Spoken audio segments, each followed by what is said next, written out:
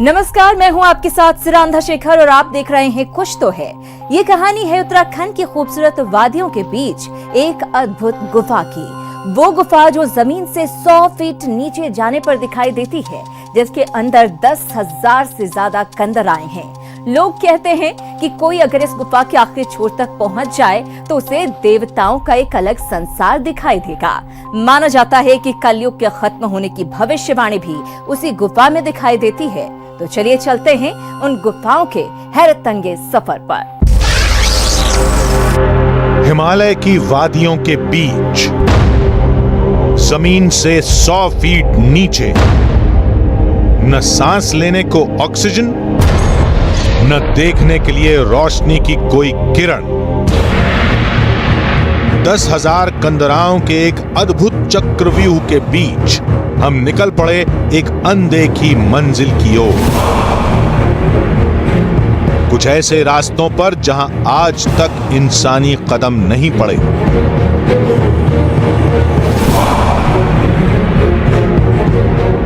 जहां चारों धाम एक साथ दिखाई देते हैं, जहां अंधेरी कंदराओं में मानसरोवर की धारा मिलती है, जहां 33 करोड़ देवी देवताओं के एक साथ विराजने का दावा होता है, जहां आज भी मौजूद है कलयुग के अंत की एक दैवीय भविष्यवाणी।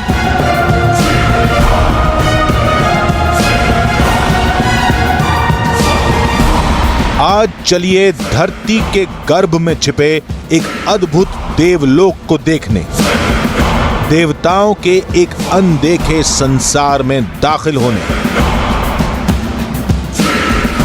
लेकिन थोड़ा संभल कर, थोड़ी सावधानी के साथ, क्योंकि एक गलत कदम जिंदगी पर भारी पड़ सकता है। आज तलाशते हैं धर्म, आस्था और विज्ञान में उलझी एक पौराणिक कहानी का सच।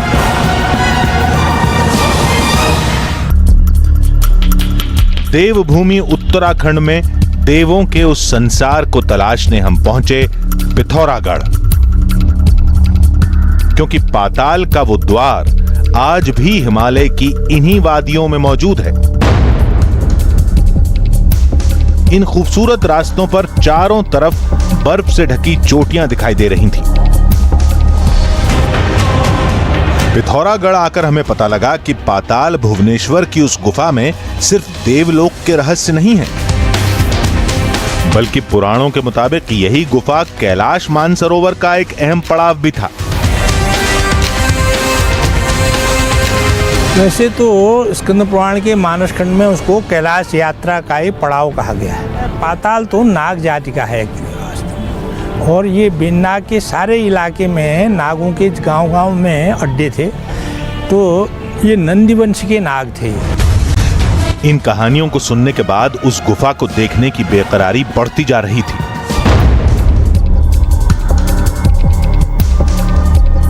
चंद किलोमीटर के सफर के बाद हम उस धाम तक पहुंच गए। भक्तों की भीड़ जुटी थी, शंखों की आवाजें गूंज रही थी और घंटियों का शोर जैसे हमें अपनी ओर खींच रहा था। यहां आते ही हमारी मुलाकात मंदिर समिति के एक सदस्य से हुई और पाताल भुवनेश्वर से जुड़ी कुछ नई कहानियां सामने आई। 33 करोड़ देवी देवताओं के साथ में भगवान शंकर पाताल भुवनेश्वर में विराजमान है। पाताल भुवनेश्वर भगवान शंकर जी का गोपनीय स्थान है। कुछ देर के पैदल सफर के बाद हम पाताल भुवनेश्वर के मुख्य मंदिर तक पहुंचे, जहां से पाताल की उस गुफा का रास्ता शुरू होता है। वैसे तो इस मंदिर में रोज सैकड़ों भक्त आते हैं, लेकिन उस अंधेरी गुफा में दाखिल होने की हिम्मत हर शख्स नहीं जुटा पाता। लेकिन हम फैसला कर चुके थे कि रास्ता चाहे जितना भी मुश्किल हो, आज हम उस गुफा में जाएंगे, देवलोक की तस्वीरें पहली बार दुनिया के सामने रखेंगे। हमारी टीम उस गहरी गुफा में दाखिल हो गई। पाताल के उस देवलोक को देखने के लिए हमें करीब 95 फीट नीचे जाना होगा।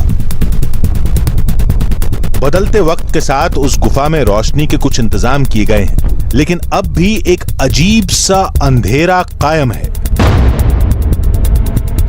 वहां मौजूद एक जंजीर के सहारे हम नीचे उतरने लगे। वैसे तो यह गुफा करीब 8000 साल पुरानी है, लेकिन एक मान्यता यह भी है कि 8वीं शताब्दी में यानी कलयुग में यह गुफा आदि शंकराचार्य ने खोजी थी। गुफा में दाखिल होने के लिए करीब 80 सीढ़ियां भी बनी हैं, लेकिन ज्यादातर रास्ते ऐसे हैं जहां 2 इंसान एक साथ नहीं जा सकते। जैसे जैसे हम नीचे आते रहे, दिल की धड़कनें तेज होती रहीं। शायद इसलिए क्योंकि इस गुफा में ऑक्सीजन की मात्रा भी बेहद कम है। हमें बताया गया कि इस गुफा में हम जो कुछ भी देखेंगे वो किसी शिल्पकार की रचना नहीं है, बल्कि ये सब कुछ खुद भगवान ब्रह्मा ने रचा है।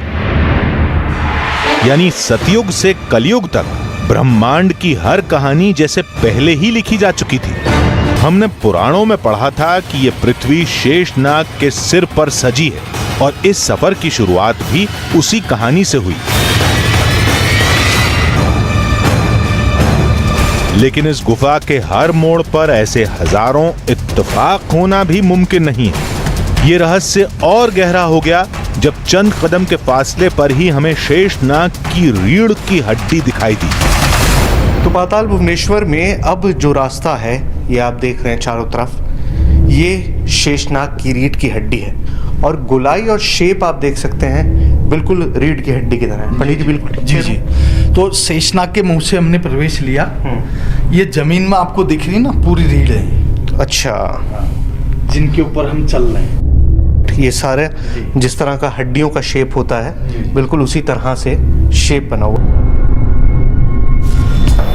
वाकई जमीन पर बनी यह आकृति वैसी ही थी जैसे हम किसी सांप की रीढ़ की हड्डी को देख रहे हों। आगे बढ़ने की बेताबी बढ़ती जा रही थी, क्योंकि अब तक हमने जो कुछ भी देखा वो सिर्फ इस गुफा का पहला पड़ाव था। हम नहीं जानते थे कि जैसे जैसे हम गुफा के अंदर दाखिल होंगे, कुछ अद्भुत चमत्कार, कुछ अनोखे रहस्य हमारा इंतजार कर रहे होंगे। पाताल भुवनेश्वर की गुफा में अब तक हमने जो कुछ भी देखा था वो सब कुछ हैरान करने वाला जरूर था, लेकिन ये गुफा वो स्थान है जहां भक्त आसानी से जा सकते हैं। असली चुनौतियां तो अब आगे आने वाली थी। बढ़ते बढ़ते हम पाताल भुवनेश्वर के एक ऐसे पड़ाव पर आ पहुंचे थे जहां हजारों कंदराएं आपस में जुड़ी हुई थी। शेषनाग के गर्भ से होकर हम इस गुफा में कुछ और आगे बढ़े तो जैसे पुराणों की एक बड़ी कहानी हमारे सामने थी। हमें बताया गया कि जब शिव ने भगवान गणेश का सिर काटा था तो उनके धड़ को इसी गुफा में रखा गया था, जिससे जुड़ा एक रहस्य आज भी सबूत बनकर यहां मौजूद है। ये जो आप देख रहे हैं, ये आदि गणेश है। आदि गणेश, आदि का मतलब हुआ सिर कटे हुए। अच्छा, यानी भगवान शिव ने, आप देखिए, इनका सिर काट दिया था। अच्छा, ये आप देख रहे हैं, ये सिर्फ धड़ी धड़ है इनका। अच्छा, शरीर सिर्फ मौजूद है और सर नहीं है। सिर काट दिया था भगवान शिव ने जी। माना जाता है कि भविष्य में चारों धाम कहां होंगे, कैसे होंगे, इसकी कल्पना भी पाताल भुवनेश्वर में सदियों पहले ही की जा चुकी थी। आज भी इस गुफा में चारों धाम एक साथ दिखाई देते हैं। हिमालय में जैसे 4 धाम दर्शाए गए हैं जी, वैसे ही 4 धाम इस पाताल के अंदर भी हैं। इसमें आप देखिए, ये केदारनाथ जी का शिवलिंग है। ये आप देखिए, ये शेप जो है पूरी केदारनाथ की है। अगर आप लोग केदारनाथ में गए हैं तो यही शिवलिंग केदारनाथ में है। अब आप देखिए, इसके बगल में है पंचबद्री। पंचबद्री, जी हाँ। इसमें आप देखिए, ये विष्णु है, ये कुबेर है, ये लक्ष्मी है, ये गरुड़ है और ये यम है। और इनके ऊपर में आप देखिए, ये अमरनाथ है। कश्मीर में जब अमरनाथ जी का शिवलिंग बनता है बर्फ का, तो शुरुआत इतने से होती है। ये पहले दर्शन दिखाए गए हैं अमरनाथ जी के। अच्छा। और इसके अंदर आप देखिए गुफा का शेप, वो भी अमरनाथ जी का ही जैसा है जैसा अमरनाथ जी में है। अच्छा। और चौथा धाम जो है पुरी के लिए भी मार्ग है यहाँ से। पास में ही एक और चट्टान है जिसे शिव का आसन कहा जाता है। ये भगवान शंकर जी का आसन है और अंदर से आप देखिए शेर की खाल भी है। ये जो आपको दिख रही है मिट्टी में नजर आ रहा है ना, अंदर मिट्टी का जैसा बना हुआ, ये जो है शेर की खाल है और बाहर से उनका पूरा आसन लटका हुआ है। कुछ और आगे बढ़े तो हमें वो भुवनेश्वरी देवी भी दिखाई दी जिनके नाम पर इस गुफा को पाताल भुवनेश्वर कहा गया। ये है पाताल की देवी। पाताल की देवी। जी हाँ। इनका नाम है माँ भुवनेश्वरी। आप देखिए भुवनेश्वरी माता का पूरा मुंह है और आंखें हैं और गले में आप देखिए मुंडू की माला है, क्योंकि देवी मुंडू की माला धारण करती है। और साइड से आप देखिए शेर का मुंह है और हाँ ये जो आप देख रहे हैं, और कंधे में इन्होंने धनुष डाला है और नीचे में जो आप देख रहे हैं ये फरसा है।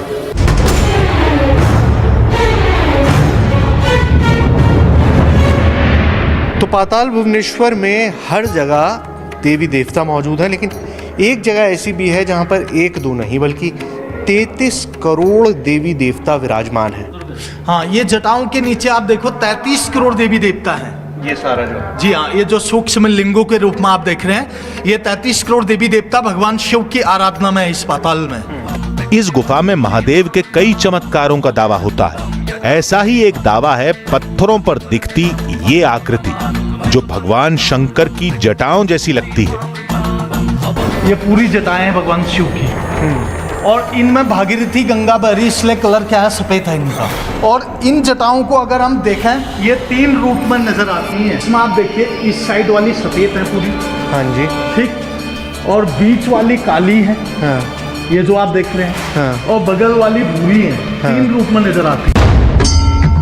सिर्फ शिव ही नहीं, माना जाता है कि पाताल भुवनेश्वर ब्रह्मांड की इकलौती जगह है जहां ब्रह्म, विष्णु और महेश एक साथ विराजमान हैं। पुराणों में पाताल भुवनेश्वर के कुछ और रास्तों का जिक्र है और हमारा अगला सफर उन्हीं रास्तों की ओर था जहां कुछ अद्भुत तस्वीरें हमारे सामने आने वाली थी।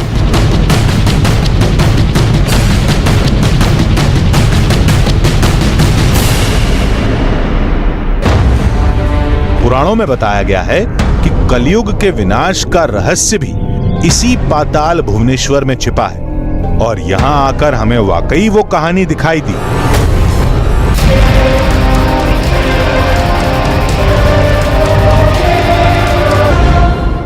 आप देख रहे हैं कुछ तो है। हमें बताया गया कि गुफा के अगले मोड़ पर एक कुंड दिखाई देगा।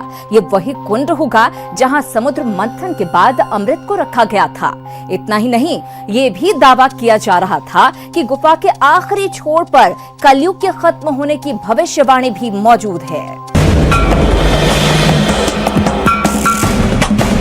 पाताल भुवनेश्वर की गुफा में मौजूद ये 7 कुंड हमारे सामने सवाल बनकर मौजूद थे, लेकिन उससे भी बड़ा सवाल था इस कुंड के पास मौजूद पत्थर पर बनी एक हैरान करने वाली प्रतिमा, जो कुछ ऐसी थी जैसे कोई बड़ा सा पक्षी हो। लेकिन हैरानी इस बात की थी कि अगर ये वाकई किसी पक्षी का प्रतीक है तो फिर इसकी गर्दन उल्टी क्यों है। हमें बताया गया कि ये सब कुछ कोई इत्तेफाक नहीं है, बल्कि ये वही कुंड है जिसमें समुद्र मंथन के बाद अमृत को रखा गया था और उसकी रखवाली की जिम्मेदारी दी गई थी एक हंस को। तो इनको पहरेदारी में रखा गया ताकि इन अमृत कुंडों को कोई जूठा न करे। अच्छा। लेकिन एक दिन क्या हुआ, इस हंस ने इस अमृत को जूठा कर दिया। अच्छा, हंस ने खुद ही अमृत पी लिया। इन्होंने ये सोचा कि भगवान ने आज मुझे 7 कुंड अमृत के दिए हैं, इसमें से थोड़ा सा अमृत मैं क्यों नहीं ग्रहण कर लेता हूँ। तो इन्होंने क्या किया, इस अमृत को जूठा लगा दिया, हालांकि पिया नहीं। अच्छा।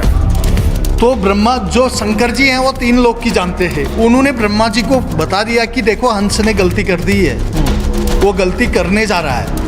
अच्छा, करने वाला है। जी जी जी। तो उन्होंने ब्रह्मा जी ने जो है हंस को ये इनको जो है श्राप दिया कि तुम्हारी गर्दन जो है उल्टी रहेगी, इसलिए इनकी टेढ़ी गर्दन। पुराणों में बताया गया है कि कलयुग के विनाश का रहस्य भी इसी पाताल भुवनेश्वर में छिपा है और यहाँ आकर हमें वाकई वो कहानी दिखाई दी। इसमें आप देखिए ये पृथ्वी है पूरी। अच्छा, ये सारी दुनिया है। हाँ, ये पृथ्वी है पूरी। पृथ्वी है जी। इस पृथ्वी के ऊपर 4 युग दर्शाए हुए हैं। अच्छा, इसमें आप देखिए सबसे बड़े कली हैं। ये कलयुग है। हाँ, ये कलयुग का लिंग है, खड़ा वाला जो आप देख रहे हैं जी। इसके पीछे में सतयुग है जो बीत चुके हैं। अच्छा, यानी कलयुग के साथ जुड़ा हुआ है वो। सतयुग। जी हाँ, वो सतयुग है। ठीक है। और ऊपर त्रेतायुग है जी। और नीचे में आप देखिए द्वापर युग है। द्वापर युग है। तो इस कलयुग का ऐसा उल्लेख है सर, ये बढ़ रहे हैं ऊपर को। अच्छा, मतलब ये जो लिंग का साइज है जी जी, ये बड़ा होता जा रहा है। ये बड़ा होता जा रहा है। और जिस दिन ये कलयुग बढ़ते बढ़ते जो है ब्रह्मांड को छू लेगा। ये ब्रह्मांड है हाँ, ऊपर। ऊपर से आप देखिए पूरे ब्रह्मांड का स्ट्रक्चर बना है। ये जो आप ऊपर से देख रहे हैं, जिस दिन कलयुग इस ब्रह्मांड को छू लेगा उस दिन सृष्टि का अंत हो जाएगा। कलयुग की मौजूदगी को दिखाती ये शिला फिलहाल 1.5 फीट की है, जबकि ब्रह्मांड से इसकी दूरी 3 फीट बताई जाती है। पुराणों के नजरिए से देखें तो पाताल भुवनेश्वर की गुफा में दिखाई देती हर आकृति एक अजूबा है, लेकिन विज्ञान के नजरिए से समझें तो यह अजूबा रसायन विज्ञान का एक सिद्धांत दिखाई देता है। पाताल भुवनेश्वर की गुफा में मौजूद इन आकृतियों पर विज्ञान की राय थोड़ी अलग है। पत्थरों की इस बनावट को लेकर विज्ञान के 2 सिद्धांत हैं। जो आकृतियां जमीन से शुरू होती हैं उन्हें वैज्ञानिक भाषा में स्टैलेक्टाइट कहते हैं, और जो आकृतियां गुफा की छत से शुरू होती हैं उन्हें स्टैलेग्माइट कहा जाता है। ये सब कुछ होता है पत्थरों में मौजूद खनिज पदार्थों से, जो गुफा में मौजूद गैस और पानी की मदद से कुछ ऐसा रूप ले लेती हैं।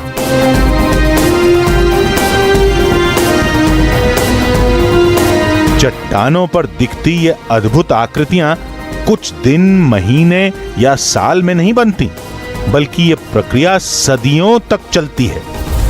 गुफाओं की आकृतियों का विज्ञान के पास जवाब बेशक हो, लेकिन इस पहेली का जवाब आज तक नहीं मिला कि अगर पाताल भुवनेश्वर की ये कहानी सिर्फ एक वैज्ञानिक घटना है तो सदियों पहले इसका जिक्र स्कंद पुराण में कैसे किया गया? क्यों आदि शंकराचार्य ने इसे देवलोक का नाम दिया था? क्यों पौराणिक काल में इसे कैलाश मानसरोवर यात्रा का पहला पड़ाव माना गया? आखिर कैसे पाताल भुवनेश्वर में मिलती हर कहानी का सिरा पौराणिक कथाओं से जुड़ता है?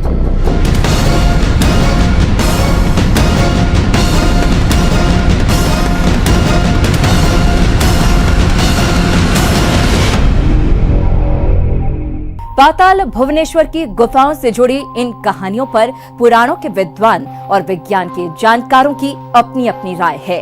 अब ये आप पर है कि आप आस्था के आगे सिर झुकाएं या विज्ञान पर भरोसा करें। आज के लिए बस इतना ही। हम आपसे फिर मिलेंगे अगले एपिसोड में रहस्य की एक और रोमांचक कहानी के साथ। तब तक के लिए पूरी टीम को दीजिए इजाजत। नमस्कार।